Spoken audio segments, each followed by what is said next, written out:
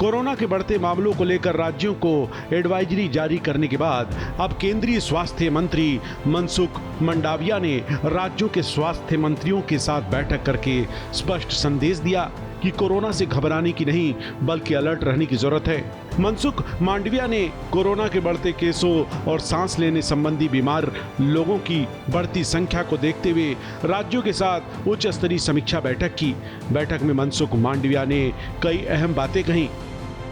मनसुख मांडविया ने सबसे जरूरी संदेश यही दिया कि कोरोना से घबराने की नहीं बल्कि उससे अलर्ट रहने की जरूरत है। दूसरा संदेश उन्होंने दिया कि निगरानी तंत्र में सुधार किया जाना चाहिए।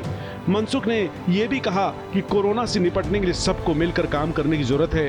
केंद्रीय स्वास्थ्य मंत्री ने यह भी कहा कि अस्पतालों में तैयारी पूरी हो और हर 3 महीने में सभी अस्पताल में मॉक ड्रिल हो।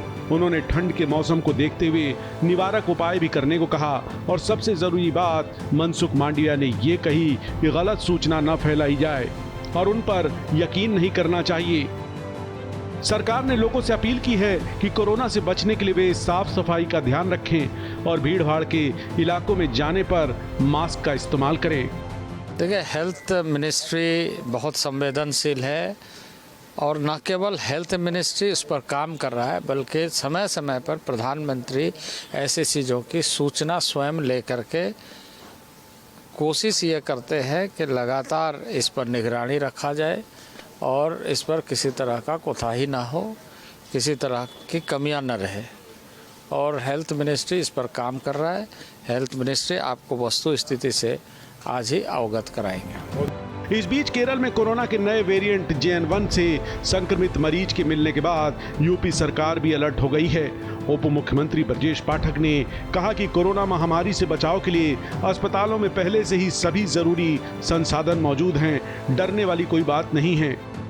कोई चिंता की बात नहीं, अलर्ट, कोई चिंता की बात नहीं। सभी राज्यों को स्वास्थ्य केंद्रों में मॉक ड्रिल। अभी भैया कोई चिंता की बात नहीं, सब कुछ स्थितियां नियंत्रण में है। मौत हुई है इस वेरिएंट से। उत्तर प्रदेश में कोई मौत नहीं हुई है। कोई डरने की बात नहीं है। कोई डरने की बात नहीं। इस बीच विश्व स्वास्थ्य संगठन ने कोविड के नए वेरिएंट JN1 का जोखिम वर्तमान में कम माना है, लेकिन इसे वेरिएंट ऑफ इंटरेस्ट में शामिल किया है।